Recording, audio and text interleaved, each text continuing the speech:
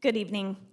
I will now call the June 17th, 2025 meeting of the Bentla Pines School Board of Directors to order.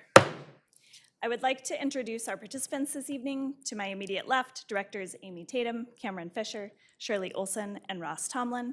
To my immediate right, Superintendent Dr. Cook, Deputy Superintendent Dr. Burke, and Board Clerk Janet Bojanowski. And I'm Vice Chair Carrie McPherson Douglas. Chair Marcus LeGrand and Director Keena Chadwick are joining us virtually. And I believe Marcus's class is with him, so welcome. Would you please stand, remove your hats, and join me for the Pledge of Allegiance? I pledge allegiance to the flag of the United States of America and to the republic for which it stands, one nation, under God, indivisible, with liberty and justice for all. We will now move to Agenda Item 3, review of the agenda. Dr. Cook, are there any changes to the agenda? There are no changes to the agenda. Fellow board members, are there any changes to the agenda? Hearing no requests for changes, we will proceed with the agenda as noticed. It's a very exciting night. Our newly elected board members will be sworn in this evening and will take office effective July 1st. I will now ask that our newly elected board members join me in the front of the dais for the oath of office or online, and Marcus and Keena will be joining us virtually. We're going to do it all together this year.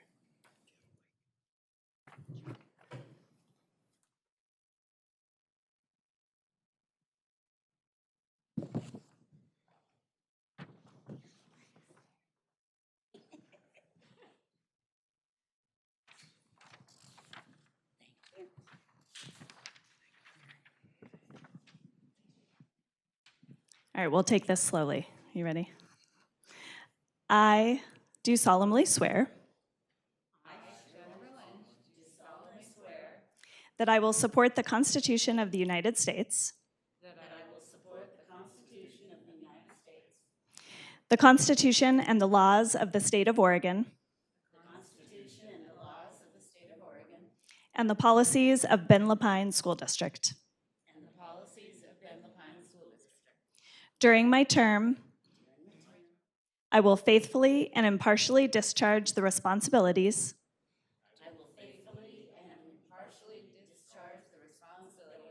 of the office to the best of my ability.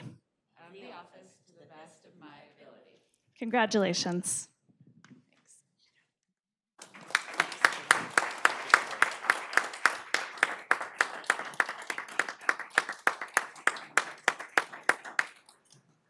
I feel like when I did that, we didn't get it written down, so you're already off to a great start.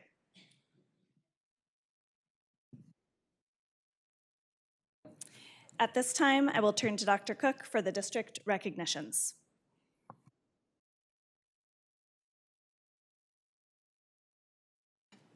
Thank you, Vice Chair McPherson Douglas. We have two recognitions to celebrate tonight at this time. Could I get Mark Segesta to come up and join me up in front of the dais? Feel free to give him an applause while he's coming up.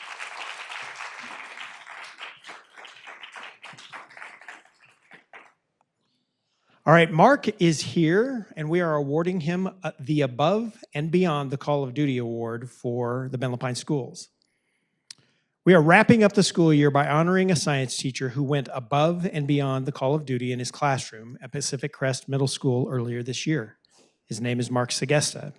The following is from Deidre Crabtree, a fellow science teacher at Pacific Crest Middle School. On February 28th, Mark shared with me that he had an 8th grade student choke on gum in his 4th period class.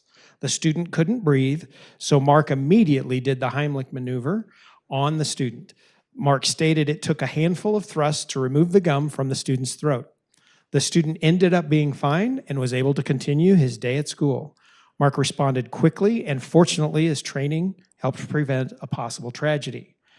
Deidre, thank you so much for bringing Mark's heroic deed to our attention. Mark, in recognition of your presence of mind and immediate first aid provided to a student choking in your classroom, we want to honor you with the Above and Beyond the Call of Duty Award. Your actions demonstrated skill, awareness, and courage.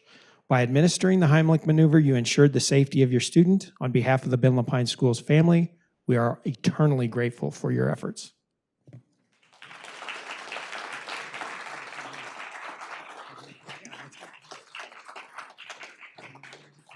Maybe we can get Sean up here and we can get a photo. And you have a family? Yeah, let's bring up family too. Come on up. Okay. Yeah. Actually, let's be on both sides. I'll go over there. Okay.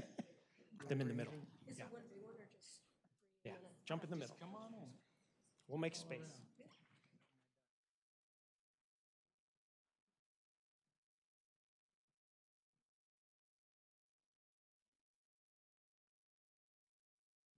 Thank you, Segesta family, and thank you, Mark. We're very grateful. Thank you.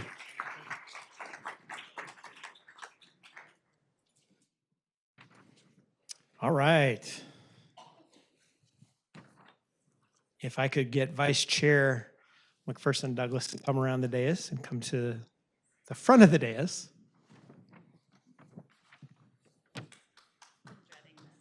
you're not. This is cool.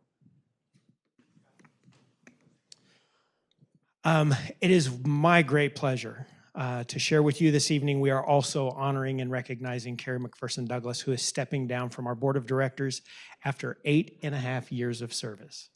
Elected to the board in 2017, Carrie focused her work on board goals, new policies, and new processes. She also championed building diverse representation on the board that better reflects our own student population, advocating for LGBTQ+ youth, immigrants, and students of color. Serving as board chair during the height of COVID, Carrie helped navigate a very challenging time for us all. She was on the front lines through it all, and Ben Lapine was the first large district in Oregon to return to full-time, in-person instruction after deploying early vaccines to our educators. Here is an excerpt from a note Carrie recently sent the board, offering her own guiding principles to this board of directors.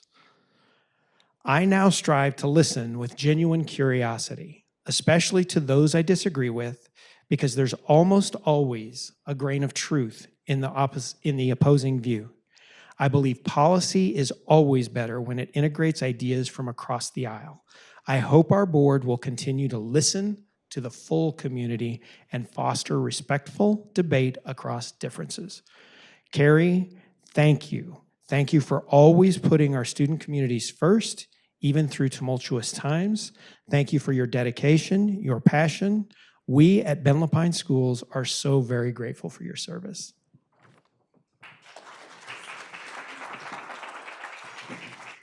And this might be the coolest gift of all times. We have got a gavel with your name on it. And so Scott, I'm just going to tell you, if she's got the gavel at home, she's in charge. She's just going to have to wait until she gavels you in and says, denied Robert's Rule of Order. So, and it means you too.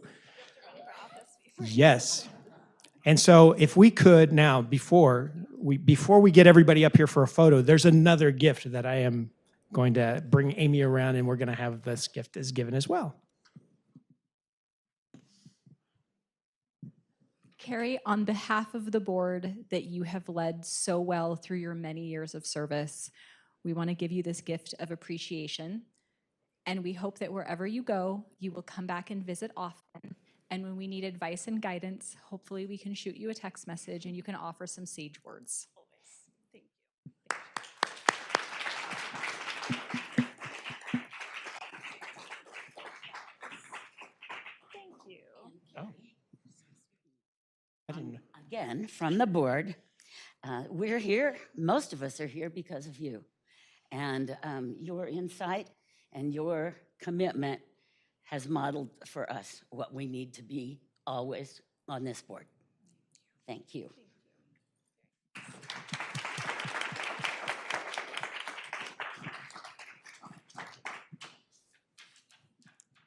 So after 8.5 years of service, which is a really long time, almost as long as I've been a mom, which is crazy, I do have a few thank yous and reflections, if that's okay. I typically try not to take up too much airtime, but I have to thank my family for supporting me, especially during the pandemic when this volunteer job was almost full-time. My husband and parents held down the fort at home many, many, many hours, and my daughters and your peers are the reason that I do everything that I do. And I really want to thank the Central Oregon community for electing me twice and trusting me to be a steward of your public dollars. I take that really seriously. Thank you to Dr. Cook for saying yes.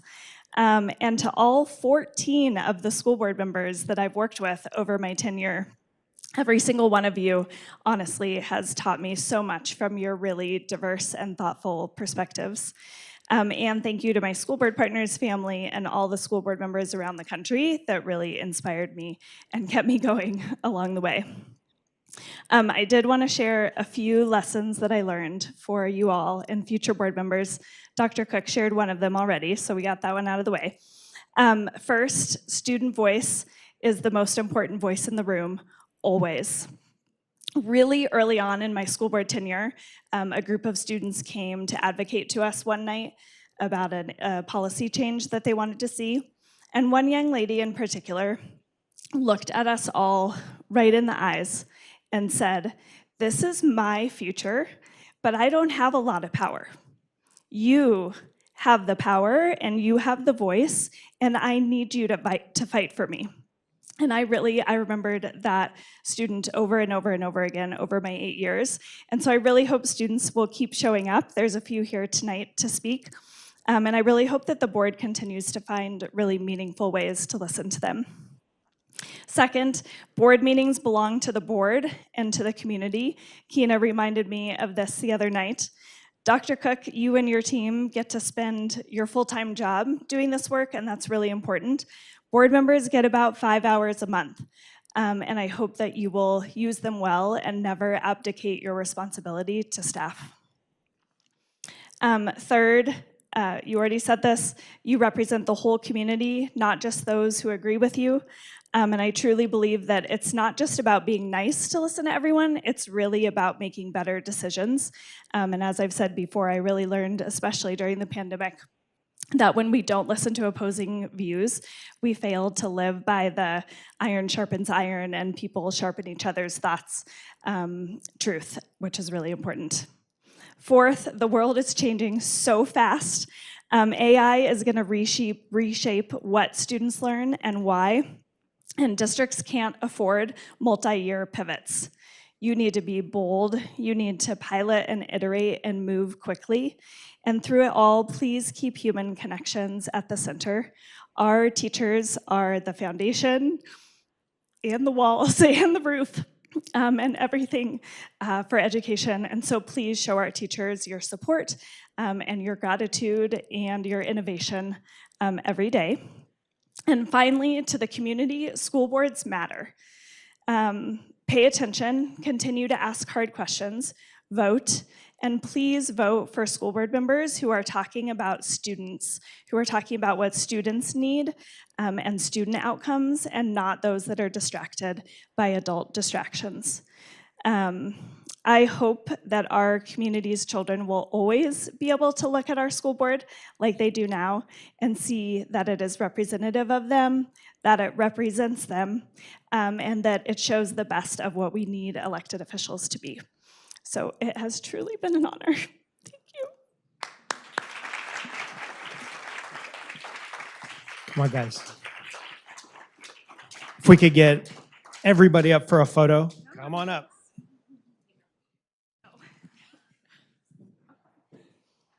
Let me be on the end. Okay. Come on around, come on around.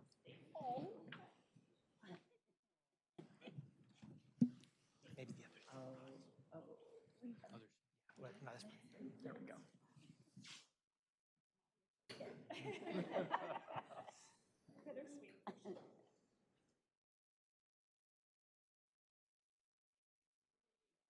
All right, that's it for celebrations. Now she's got to go back and run a meeting.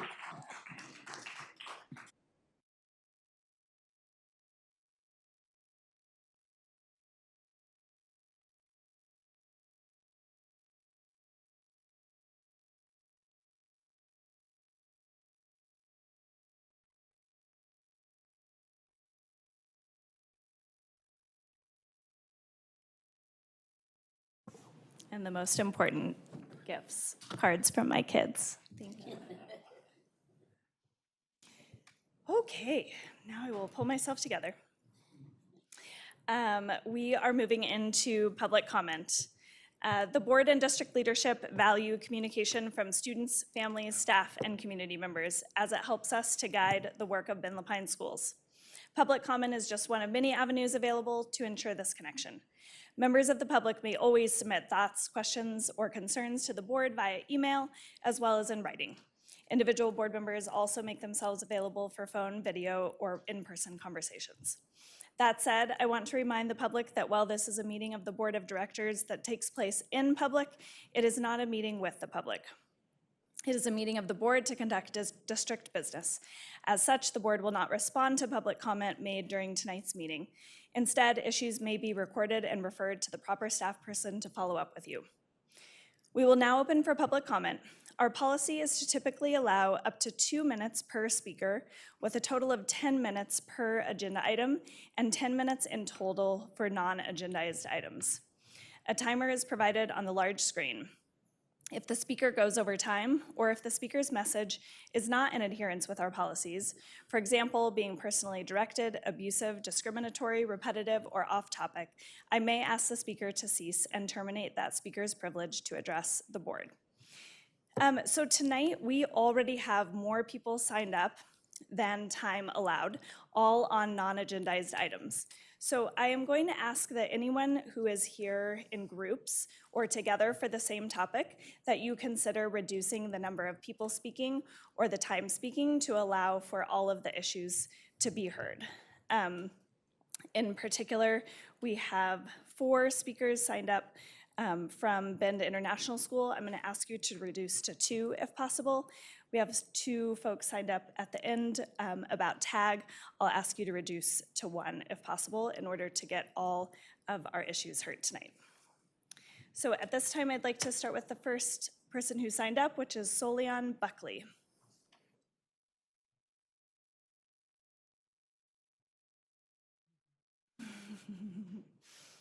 Hello.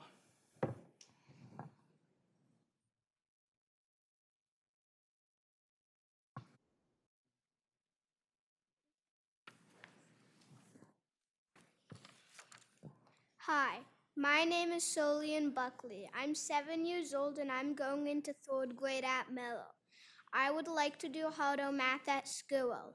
When I was 4, I watched the show Number Blocks and I started asking my parents if I could do math during quiet time. I also asked my mom and dad for math problems at bedtime instead of books. Since then, I've been doing math above my grade level at home. After school, I like to do math on the computer. I like to do Mr. Math and Beast Academy. I love hard math because it's fun to do. My favorite kind of math right now is long addition and long multiplication. Super fun to go into the thousands place. I also like Ken puzzles and learning things like the distributive property. I'm proud of coming first place in a national math contest called CML. Check out my national champion medal.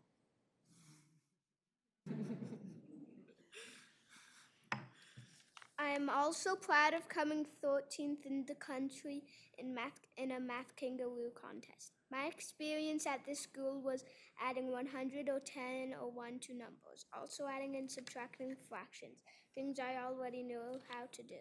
My dream next year is to go to Stephanie's group for math. Thank you. Thank you, Solian. And our next speaker is Kara Buckley.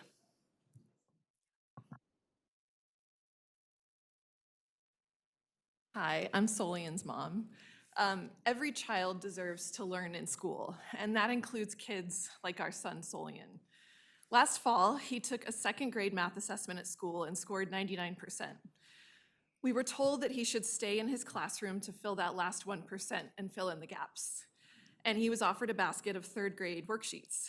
He was super happy, and so we just followed his lead. But this spring, things started to change.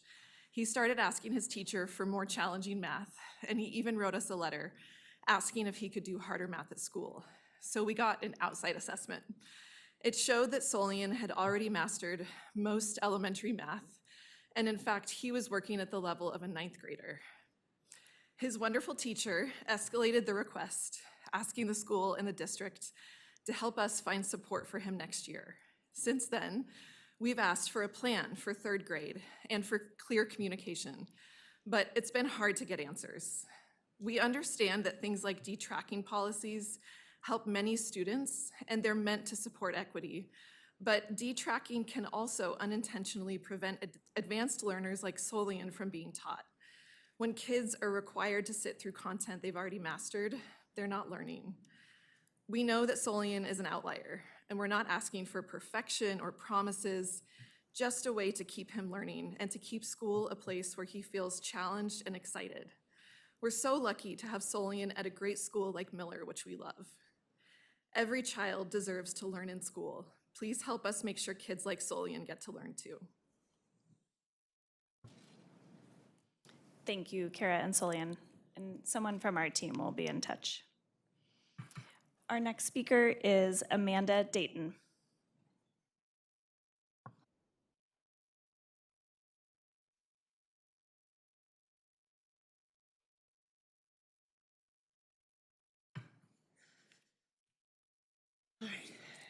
Good evening. My name is Amanda Dayton, and I have a middle schooler and an elementary student here at Ben Lapine. And I appreciate the opportunity to be able to say a few words to you today. I'd like to take my time to encourage the board to prioritize air quality in our schools, both indoor and outdoor. Sadly, Central Oregon has more than 20 days a year of unhealthy air due to wildfires. Ben was recently found to be among the top 5 smokiest places in the country during wildfire season, in the country. We need to be more proactive in protecting our community from the harmful effects of smoke, or we are all going to pay the price later. Air pollution is the single biggest environmental threat to human health in the world, and wildfire smoke is more harmful than other sources of pollution. It is mostly made up of toxic particulates called PM2.5. And the reason they're so harmful is because they're so small, they don't stay in our lungs. They cross the alveoli, they go into the bloodstream, and they can be deposited all over our bodies. Not only do they aggravate asthma and other breathing disorders, they increase the risk of respiratory infection, stroke, heart disease, lung cancer, lung disease, and neurological effects. Currently, the district does not require students to be indoors until the AQI is above 200. This is in accordance with the guidance from the Oregon Health Authority, but it is not in line with guidance from every other state in the West. California, Washington, Idaho, Montana, and Utah, those states all require students to be inside when the AQI is above 150. Both Medford and North Wasco County school districts have elected to follow the 150 cutoffs and protect their communities until OHA changes their guidance. Ben Lapine needs to do the same. And we also need to measure indoor air quality. And I'll come back another time. Thank you, Amanda. Our next speaker is Brooke Muez. Feel free to correct me. Yeah, Muse. Do I have to push a button? Okay, here we go. Hi, my name is Brooke Muse. I'm a parent of 2 kids in the Ben Lapine School District. I'm a co-founder of Well Wired, Ben's healthy tech advocacy group and family community. It's been over a year since we met with your district leadership and addressed you, the school board, related to parent concern regarding healthy screen time use and phone policy in Ben Lapine schools. Since then, our community of concerned parents has been increasing. For instance, we've had over 1,500 people sign up for our educational healthy tech talks and film screenings. And it's at these events that we hear routinely from parents wanting more transparency from the district related to phone policy and screen time use in schools. Parents are also confused and shocked that their 5- and 6-year-olds are getting iPads and that kids can access still inappropriate content. But most importantly, parents are struggling with the fact that screen time in school is a lot, and also it differs from classroom to classroom. It appears that despite the school district and school board receiving a letter of concern about screen time in your schools signed by 135 child development experts, that there's yet to be standards set for students' time spent on screens by grade level. More concerning, to our knowledge, the district does not track the time students are spending on screens. So we ask, How will the district know if our kids are pushing up against screen time limits recommended by their pediatricians? Without that data, how will you know? And while we appreciate that the district has formed an informational technology stakeholder work group, which we'll participate in, we're concerned that we're not addressing the basic questions of how much time kids should be spending by grade level, what is the value of this tech in our classroom, and instead there's an assumption that most screen time is good and valuable. We have yet to see any data from the school district showing that ed tech curriculum is improving test scores and academic performance. Many people in this group are asking, where is this data? We'd love to see it. We ask the school district to truly start prioritizing making tech use healthy for our students in all grade levels, and separately, but just as importantly, we're asking you to consider the advice of senators recommending local control for phone-free school policy, which we can and should do here in Bend Lapine Schools. Thank you for your time. Thank you, Brooke. Our next speaker is Melissa Barnes-Delakia.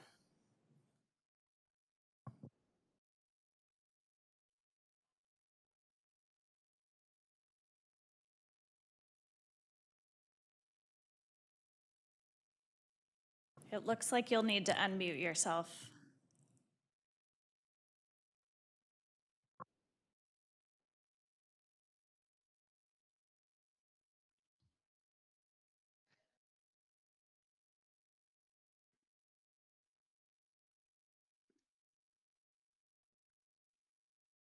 Okay, you look good. You can go whenever you're ready.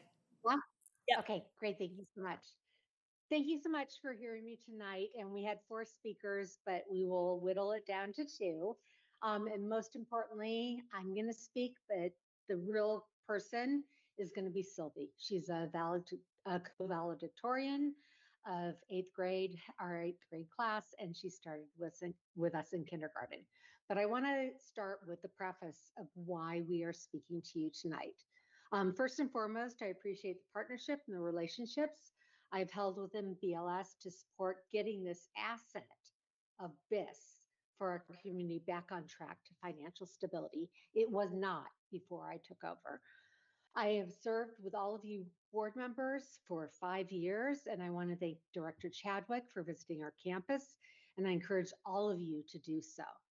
Entering our next charter renewal, which will be this coming school year, after serving BLS students and families this year, both as a board member and now as the BIS executive director, I seek to develop a better understanding of the finances regarding authorized charter schools of our board, district, and community. This is something I sought to understand during my 5 years on the board, but I deeply understand now. For example, Title I, Title III, and IDEA, all of those funding for our enrollment go directly to BLS without any pass-through for BIS enrollment. There is no pass-through. The ADM, or average daily membership, has a floor for K-8, which is 80%. So 20% flows directly into Bend Lapine Schools with no guarantee of services. We received that for K-5, and we're very thankful that Bend Lapine Schools raised that to 95% for our 6-8 students. So thank you. This said, our weighted student funding is also restricted. So we do not get full funding for our students who are English language learners, who are experiencing poverty, and most importantly, the double weighting for special education, which we receive approximately 1/3 of the funding that is provided through enrollment to Bend Lapine Schools. I am asking for Bend Lapine Schools to be a leader in equity. This is being addressed at the state level. We have Amanda Wright in the audience who spoke directly to our state representatives, senators, and Thank governor. you. Thank you, Melissa. And it is, oh, can I say, and I would like to have you speak or hear directly from Sylvie, our student. Thank you. Thank you. Our next speaker is Sylvie Cummings.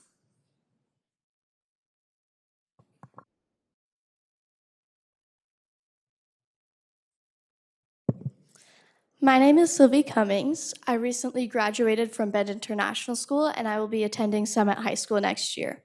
I was one of the valedictorians in my class, and I was asked to share a little bit of my graduation speech with you. Being at Bend International School since since kindergarten has taught me a lot, and not just about math or science.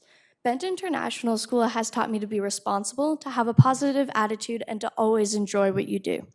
And the staff at our school made that happen. Each and every teacher has supported us, however many years we've been at this school. In second grade, Maestro Gretches taught us skip counting as a foundation for multiplication. We wrote a letter to Maestro Beth every day of third grade. In fourth grade, Maestro Drew handled distance learning and not only taught us, but also made it engaging. Fifth grade with Maestro Amanda was never boring, and our science projects with Maestro Vidal challenged us to think in different ways. In seventh grade, Maestro Margie taught us ratios and fractions, and this year with Maestro Josh has taught us so many literary skills. And this isn't even the whole staff. I never had Maestro Patricia or Maestro Sarah, but I do know that they are amazing teachers. Our school has changed so much over the time I've been there. When I started in kindergarten, we had 2 buildings outside of our school instead of 1. Some of the classes were combined because we didn't have enough classrooms. It is incredible to me how much our school has evolved, but it doesn't stop there. The amount of teachers we have has also grown. We now have counselors and classroom assistants who are always there to help. We made a National Junior Honor Society, and we have a new Reading Buddies program as well. Getting the same funding as other public schools could open up so many more opportunities for Bend International School to grow even more and to accommodate all students and teach them to the best of our abilities. Thank you.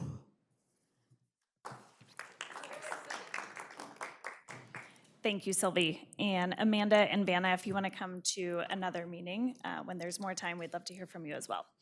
Our final speaker tonight will be another student. Again, I love seeing all the youth come to speak to us tonight. Thank you. And Sylvia Tatum.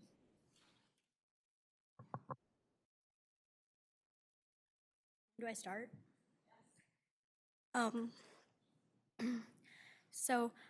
My name is Sylvia Tatum. I go to Cascade Middle School. I wanted to talk about TAG. I've been in the TAG program since 4th grade, and when I was in elementary school, I loved TAG because the teachers were amazing, Mr. Smith and Mr. Shotton. They were very good at differentiating different levels the students were at. They were just excellent teachers in general, and basically they let us go at our own pace for school. When I went into middle school, I expected that my education would be at the same quality as my elementary school had been, but when I got there, I found that 6th grade was easier than 5th grade. I only was in my language arts class for 1 semester because we didn't even finish our book at the end of the semester because we only read 1. And one time I was so bored in the class because there was nothing to do and I felt like I wasn't learning anything. And when I decided that I wanted to read my own book, I got in trouble for that. And so I did online language arts for 2nd semester in 6th grade. When I transferred to Cascade Middle School to continue the TAG program, I expected it to be better because it was a TAG class design, and TAG is supposed to be designed to be more difficult and more challenging, but it wasn't. My class was at the same level as my 6th grade class had been. We only read 2 books via audiobook, and the work was average at best. When I finished our 2nd book of the semester, The Giver, 1 week early, and when I decided to read my own book, I got detention for that. I'm sorry, I'm running out of time, aren't I? But I just want to see things change and for TAG to become more challenging for future students and for me next year in 8th grade. Thank you. Thank you, Sylvia. And again, one of our staff members will reach out to speak to you. And similarly, Oliver, if you want to come back to a future meeting, we'd love to hear from you as well. I want to thank everyone for their public comment tonight. Public comments that necessitate follow-up will be referred to the appropriate district staff member, and information on that work will be made available at a future meeting. What? You don't want to stay for the rest? Just kidding. Thank you for coming. We will now move to the consent agenda, which I expect to be just as exciting. And I will entertain a motion to approve the consent agenda.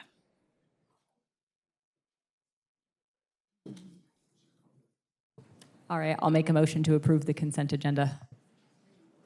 A second. Thank you. The motion was made by Dr. Tatum, or Director Tatum, and seconded by Director Cameron Fisher. Are there any requests to remove anything from the consent agenda? Since there are no requests for any changes, I will call for a vote. Aye. Aye. Aye. Aye. Thank you. And Marcus is no longer online. Okay. The motion passes. I will now turn to Superintendent Cook for the consent for information. Thank you, Vice Chair Barnes, God, McPherson Douglas, my apologies, good Lord. The first item in the consent for information is a document with follow-up to a conversation that originally began at the December board meeting regarding caffeinated beverages in our schools in relation to policy EFA-AP. Upon consultation with the District Wellness Committee and lots of feedback and conversation with student advisory groups, we are moving towards the direction of the sale of energy drinks will now be prohibited on school campuses. You will see the updated Oregon Smart Snacks table in the board packet with the policies that the district is adopting. In addition to the updated Smart Snacks table, there are also 15 transportation policies in the board packet that the district has reviewed. A number of the policies are also being deleted as they are no longer in alignment with our guidelines from ODE or the language that has been incorporated into other policies. The other policies have been updated to align with current guidelines and laws as well as our current district practices. The final policy in the board packet is regarding the reemployment of PERS retired staff, specifically clarifying the language regarding TSPC licensed rehired retirees. And then last document is the fourth quarter financial report that gives you an update on where we expect our financials to go at the end of this quarter. Glad to answer any questions if you have any.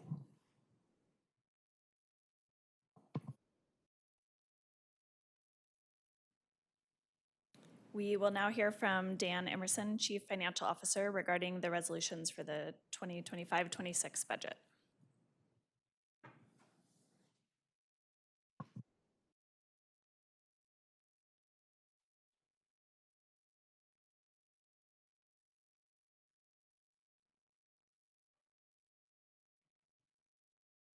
For whatever reason, I thought I was at the end of the agenda.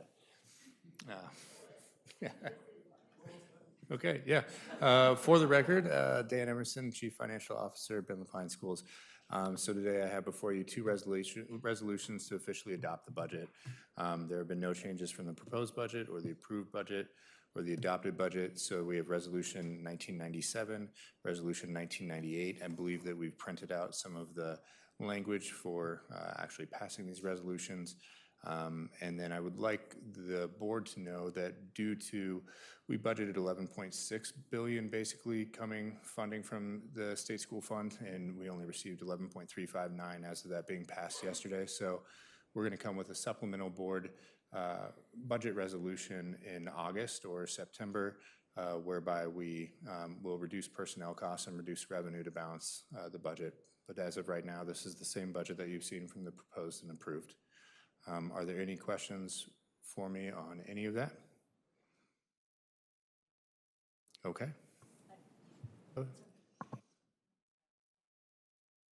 I just had a question about, it was the Moody report. Is that separate than what we're talking about?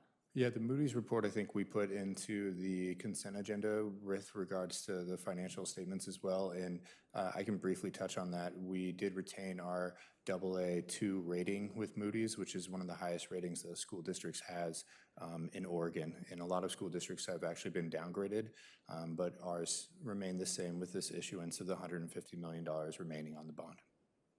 I appreciate you including that. And also, can I just ask it listed us as the 6th largest school district. Has that changed?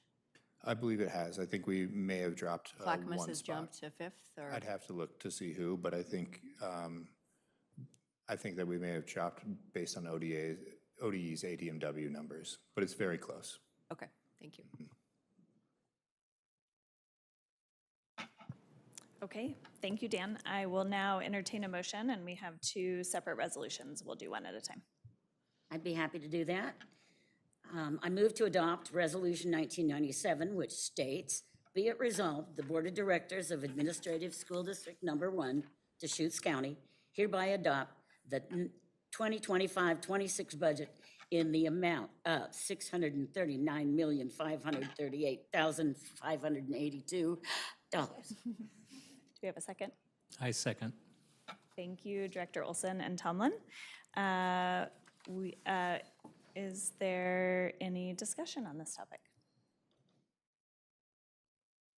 Okay, hearing no discussion, I will call for a vote. All in favor? Aye. Aye. Aye. Aye. All opposed?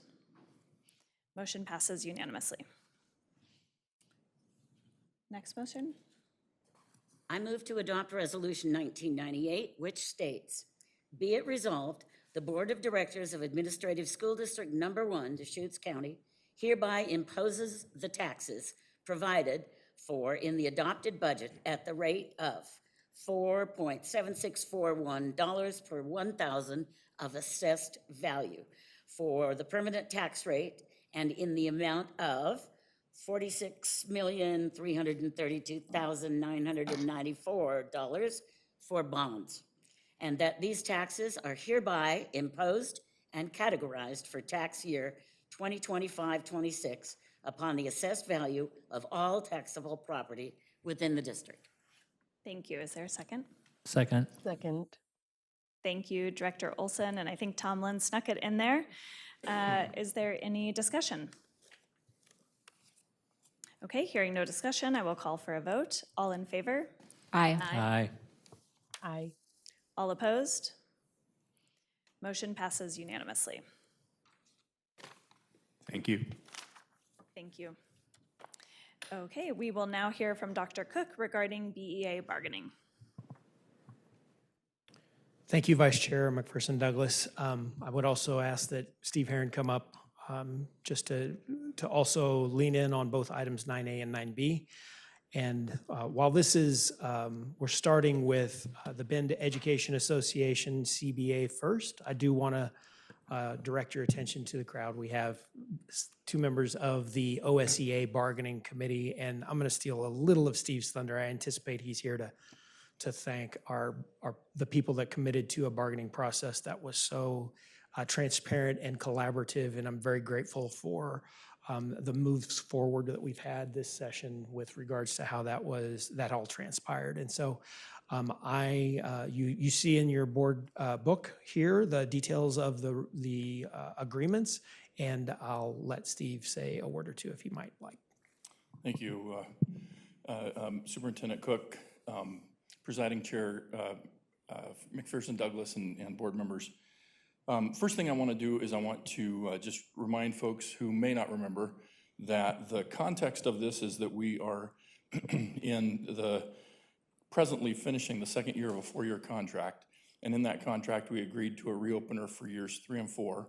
The parties could bring 2 issues each, and we would address financial issues in the bargaining. And so that is what we stepped into. And I do want to, as Dr. Cook correctly anticipated, I want to thank the bargaining teams for each of the associations and our own bargaining teams. For BEA, Sarah Barkley, the BEA president, Henry Kim, the OEA Uniserv, Bert Gottschalk, Christina Clark, Cindy Haller, Cindy Perkins, Gavin Myers, Jessica Colburn, Maria Vitas, Melissa Schurer, Samantha Bushnell, and on the district team, Director Tomlin, Dr. Cook, Dr. Burke, Dan Emerson, Katie Legacy, Stephen Duvall, Tammy Doty, Karen Rush, Sean Reinhart, Kinsey Martin, Heidi Kim, our counsel, and Ryan Kelling, Triz De La Rosa from HR. I also want to thank Scott McDonald and Scott Mabin for their technical support, and I want to particularly appreciate Miriam Dunn from Human Resources, who was our support throughout and handled so many logistical matters. On the BEA contract, as relates to the COLA, as you've seen, I'm sure from the materials, we negotiated COLAs in years 3 and 4, and we negotiated insurance contributions. Besides that, there were language cleanups regarding complaint procedure, around pay disbursement process, in particular the time, and the perennially sticky issue of how much time that is school improvement time should be self-directed versus should be district-directed. And we negotiated a 191st day that could be used by the district for things the district needs to accomplish. And part of the quid pro quo was relinquishing 4 of the SIWs that currently are management directed to be self-directed.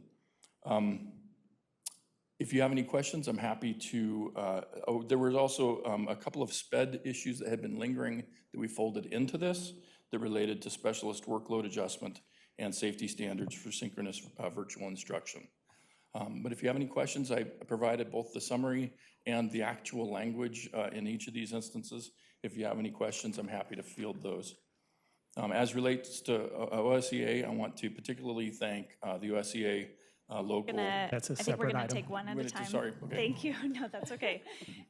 Thank you for that report, and thank you for reading all the names. I know it takes a lot of time and commitment from every single person listed. I will entertain a motion.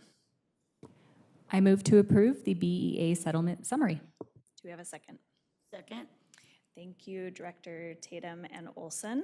Are there any discussion? I do have a question.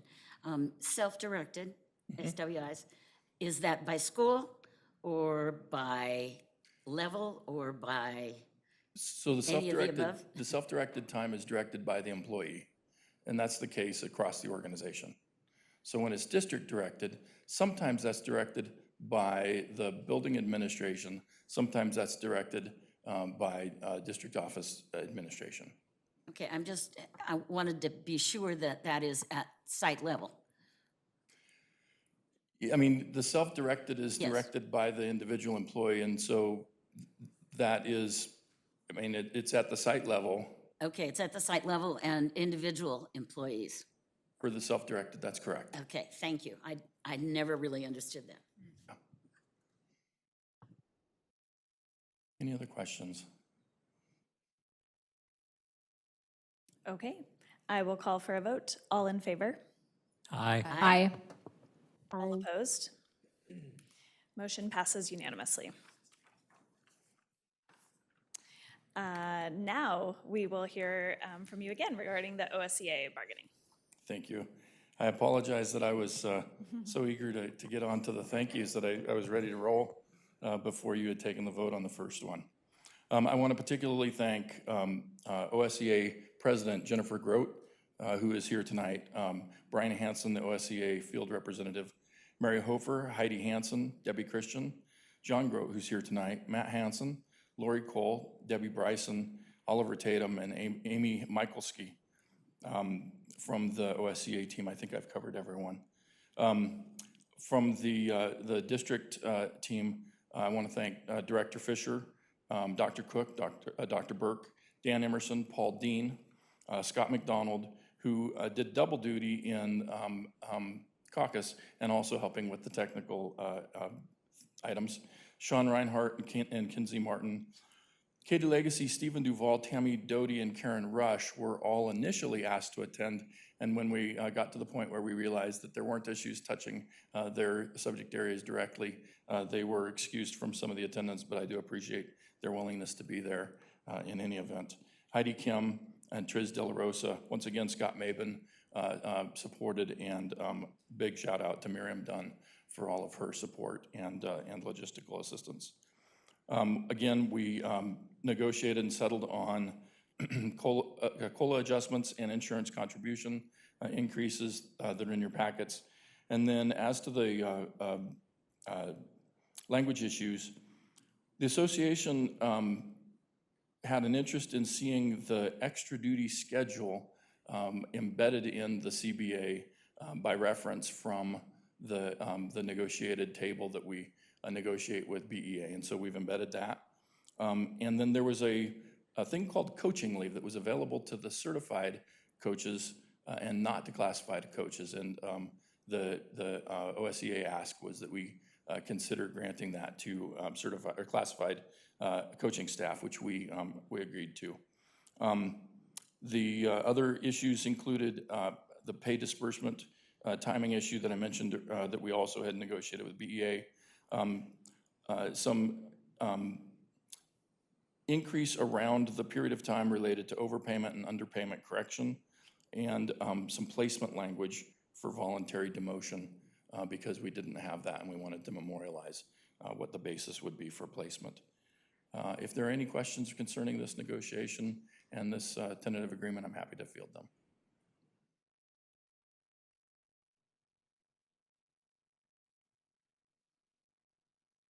Okay, thank you again, and thank you again to everyone you listed and the folks here tonight for your time and commitment to that work. I will now entertain a motion.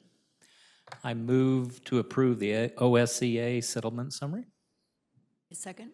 Thank you, Director Tomlin and Director Fisher. Is there any discussion on this topic? Okay, hearing no requests for discussion, I will call for a vote. All in favor? Aye. All opposed? Any abstentions? Abstain. Motion passes with one abstention and 1, 2, 3, 4, 5 yays. Thank you. Thank you. Okay, we will now move to agenda item 9D. Earlier this evening during executive session, the board had an opportunity to review appeals on 2 complaints that were filed with the district. Now is the time for the board to decide in open session what action, if any, is warranted.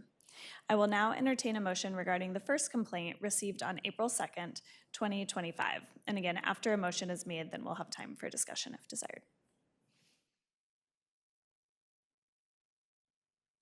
I move that the board deny the request to hear the appeal based on a review of the investigation findings. Do we have a second? I second. Thank you, Directors Olson and Tomlin. Is there any discussion on this topic?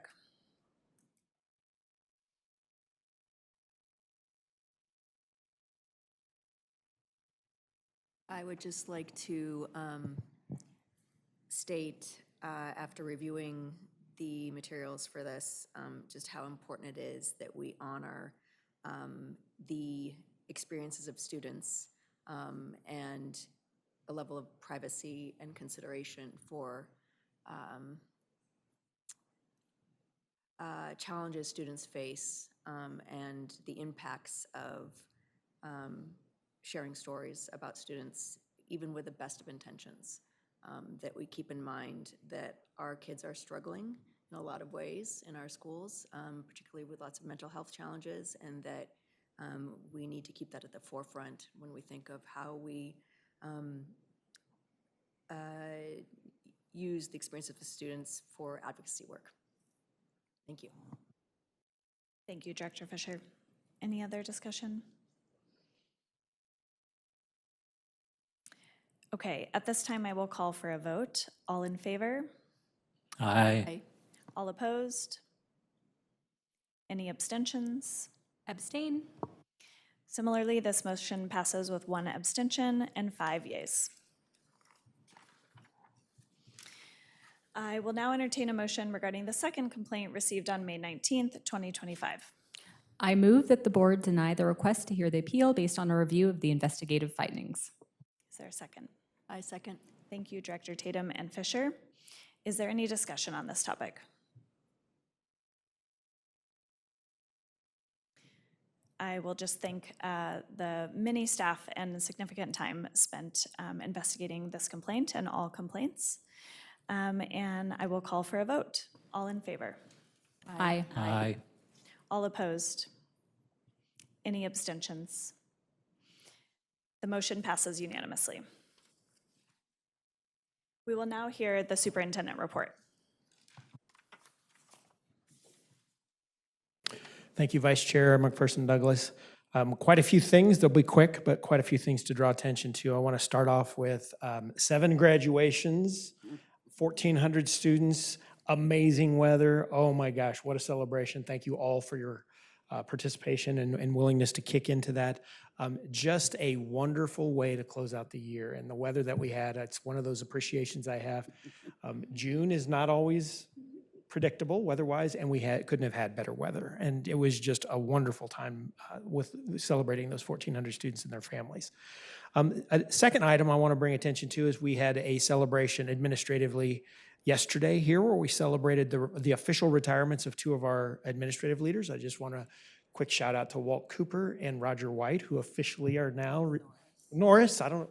Oh, oh, yeah. Never mind. That's a name for my past too. Gosh.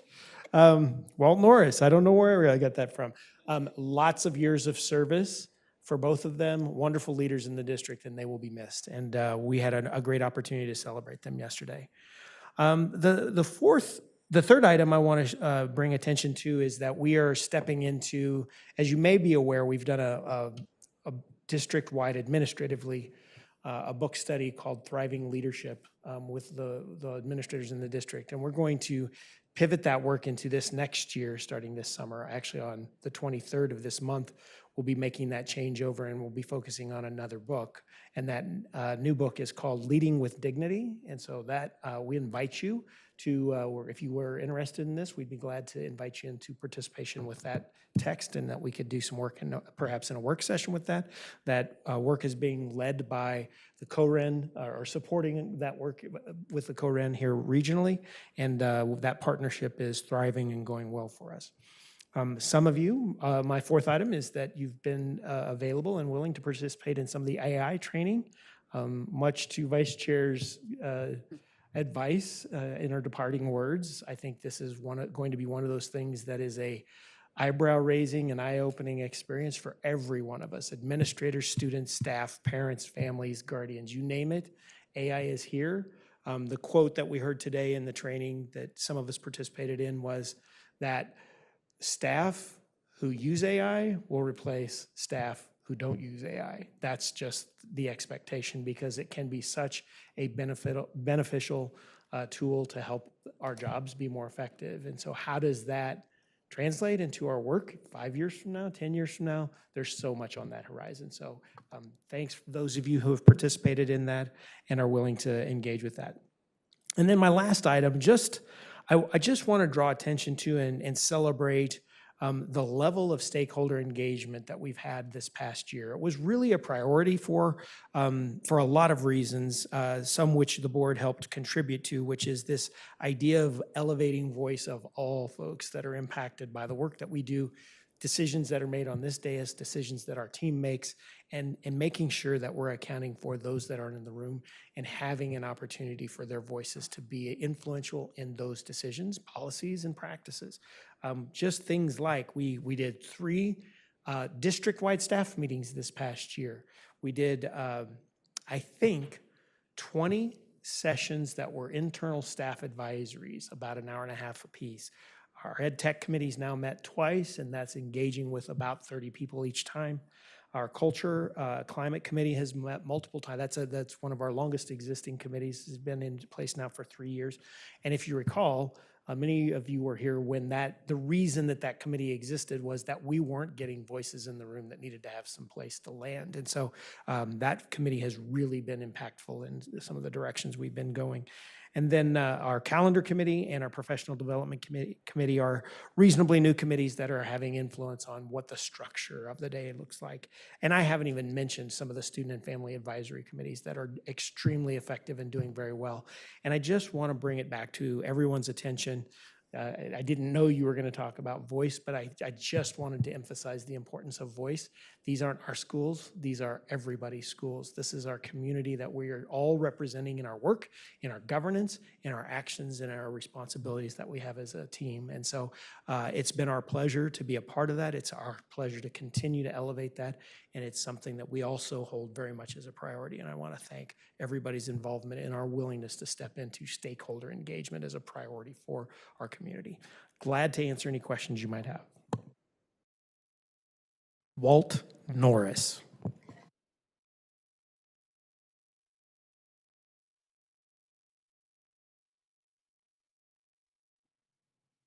Thank you. Great stuff. We will now open the floor for board comment. And we will start with Kina, whose laptop may be dying. Thank you. Can you all hear me okay? Okay, excellent. Yes. Sweet. So yeah, I just wanted to reiterate, thank you everyone for voting. It doesn't matter which way you vote, just as long as you exercise that privilege and that right. I'm very excited to continue serving Ben Lapine schools, to continue learning and growing with all of y'all, and ensuring that every child has access to a quality education.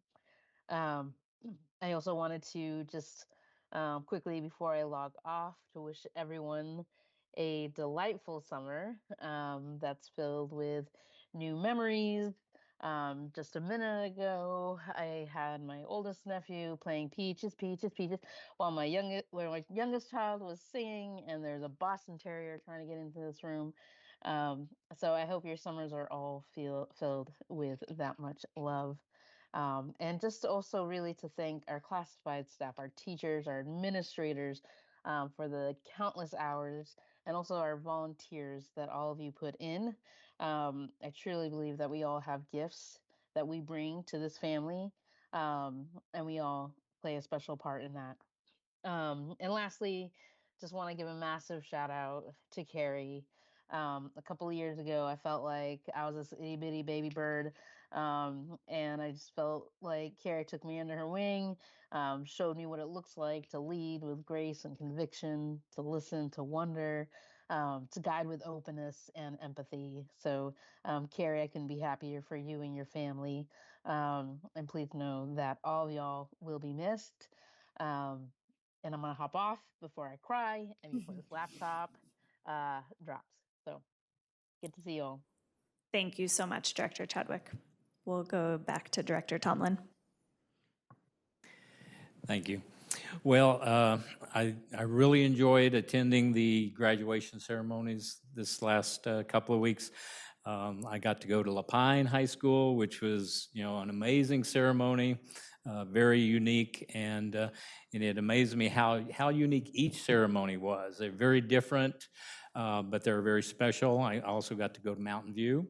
It was very hot, but it was a wonderful ceremony. I think one of the things that really stood out to me was how they used students in the ceremony themselves. I had not seen that done before, but oh my gosh, for students to read the names of the graduates, that's very stressful. It's very hard to do, and they did a wonderful job. So just a great time. Graduation day was always my favorite day of the year when I was in the colleges. And now it will continue to be that way, and I get to still enjoy those things. So thank you for letting me be part of that. I got to attend the AI training this morning, and again, I reiterate that I'm just so glad that our district is jumping into this full bore and making sure we're staying on top of it, and that both students and staff will have the opportunity to really learn how this works and how it should work and not work. So that was good. I really enjoyed being part of the negotiations, and I'm surprised I said that, but because my experience in negotiations has not always been very positive. I've had a lot of really tough ones. They're never easy. But this set of negotiations went so well, I think because there's a lot of respect on both sides and trust, and that's huge. And so it worked out very well. I think it showed me, I got an opportunity to not only learn a lot about the operations of the district and get to meet a lot of people, but I got to see that this district has amazing staff and faculty and teachers and everybody. So we have a great foundation to do wonderful work, and I'm looking forward to meeting more people over the coming year. I'm glad the election is over. I'm glad it turned out the way it did. I'm enjoying being on the board, and I'm looking forward to doing more this coming couple of years. And Carrie, I'm so sorry I did not get an opportunity to get to know you better, but it's very clear to me you made a tremendously positive impact on the board and the district and the students over the last 8 years. Amazing what you've been able to do through a tough time, so I wish you the very best. So. Well, between Gina's comments and Mr. Tomlin's comments, almost everything's been said. But a couple of things.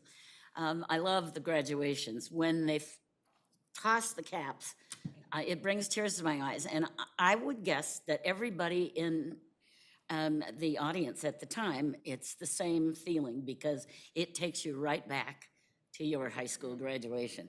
And, you know, who was there with you and what it was like and what that feeling was like. So I love doing those. I got to 3 this year. I also made it to 2 8th grade celebrations, 2 8th grade celebrations, which were equally wonderful and a huge parent turnout at both of them. That was at Three Rivers and at Lapine Middle. And the parents are so cute and they're crying. And I happen to be sitting next to a lady at Three Rivers who was just graduating her 9th kid from Three Rivers. Can you believe that? I think it was a blended family, but I'm not really sure. But she was recognized also. I pulled her arm and made her stand up. She was recognized by the principal. Also want to say thank you for your votes and your confidence. It was a very interesting time, and a lot of you helped us out a lot. And I want to recognize that. And finally, Carrie, you're the reason I'm here. So that's a long story. But thank you, and I'm very proud of the work that you are now doing with the Gates Foundation. Okay, well, I will echo previous comments. One, it was a great honor and such a positive experience being part of the bargaining process with OSEA, with Jennifer and Brian's leadership, and Dr. Cook and Dr. Burke and Steve Heron and his team. Great learning opportunity for me, and I was very impressed with how smooth everything went. And I think, kind of echoing Ross's comments of the level of trust and transparency that is being built further session after session over the years, I think is really valuable. And I got to see that firsthand. Also, huge congratulations to our re-elected school board members and our newest, Jen Lynch. I'm looking forward to her. And also, it's bittersweet, sad to see Carrie go. You've been such a tremendous leader, and again, wonderful learning opportunity for me to see, not just since being on the board, but for years watching you in action. Really, really great learning for me. And then I want to mention how I got to attend the Seal of Biliteracy event for 5th graders, part of the DEI dual immersion program, and that I did that last year. It's just a very special event to sit on a panel and see those kids do their presentations and see their families so proud, and the value of multiliteracy, multilingualism, biliteracy, bilingualism, and seeing that celebrated in this district. Very grateful that that's the stance in this district, and those are the values of this district. And then also, last got to attend 2 different graduations, one Bend High, and to see my daughter graduate, which was really wonderful because she's been, from day one, 13 years in this school district, and I credit so much of who she is because of her amazing teachers and coaches and club leaders, and it's just bittersweet, but what a tremendous experience that she's had here. And then also attending the Ben Tech Academy, first time attending that. Small but mighty class, and led by Dr. Lakeisha Clark, who is just amazing in her leadership and her positive attitude and endurance in making that school what it is today. So thank you. I guess those are my comments. Yeah. I want to thank you for your service, Carrie. And I say that because when you leave, I am the longest serving board member, which feels very odd to me. You know, having spent 6 years on this board with you, I think you know that we've had a lot of chaos and change in that time. 3 superintendents in 6 years, a pandemic, elections, board turnover, board members resigning, appointing board members. There hasn't really been stability, it seems, to really do this work well. And my hope with a newly elected board members that I don't think are resigning midterm, that I hope are committed to this work, that we are going to be able to, Kina, we're going to be able to do this work, right? The board goals and board ends as they currently exist were in place before I joined the board, and I imagine before Carrie joined the board. And we are a board that needs to really look at this and do this work over the next year. You know, looking at our superintendent evaluation, we all feel that academic excellence is not what it should be within our schools. And we heard from students tonight talking about that. And when I talk about academic excellence, I do not mean tag, right? I mean every school, every student is engaged. Every student, when you look at our equity stance says pursuing equity requires the removal of barriers and promotion of inclusive practices so that all students fully benefit. And that is academics. We have to focus on academics and making sure every student is getting what they need. When we hear a student and a parent say that he's in the 99th percentile, but he needs to keep doing math because he missed that 1%, how are we assessing that 1%? Or is that a barrier that we are putting in place to a student that needs more, that has the potential for more? I am the type of person that I want evidence and research to be what guides our decision-making process, and I'm going to Europe on Friday, so I've been waking up at 2 a.m. this week to get ready. And, you know, there was a report from 2013 that followed a longitudinal study, 363 students who had skipped advanced math or who had progressed in math, 40-year longitudinal study, 363 grade skipping and 656 matched cohorts. That's a pretty good study. And it showed that the grade skippers were more likely to pursue advanced STEM degrees, author peer-reviewed publications in STEM, earn their degrees and author their first publications earlier, accrued more citations and highly cited publications by the age of 50. So the findings suggested that grade skipping may enhance STEM accomplishments among the mathematically talented. We heard from a second grader today who is giving third grade worksheets in a basket in a hallway. That is not serving the needs of that student. We need to do better. And this board now guides that work, and I hope we dig into it next year to make sure every student has the opportunity to thrive in our schools. And, you know, it's an end with Carrie on the board, but it's a beginning for the rest of us. And I'm so thankful, Carrie, for the work you have brought, and I hope the rest of this board is ready to dig in and do the work next year. Thank you. Thank you to all the board members for your comments and for your very kind words. They are deeply appreciated. I just want to say again, thank you. Hiring you will certainly be one of the best professional decisions I ever made. I trust your leadership wholeheartedly and believe in what you and your staff are committed to doing for our students. This is a really special place. It is not perfect, and we must always strive to do better. And I know that that's what you wake up every morning ready to do. Thank you so much to all the amazing teachers and staff, classified staff, principals that my kids have experienced in our time here. I also went to 13 years of Ben Lapine schools, and we are moving, but we will be back. This is our forever home, and I am just deeply appreciative of the honor and privilege to serve alongside all of you. And with that, this meeting is adjourned.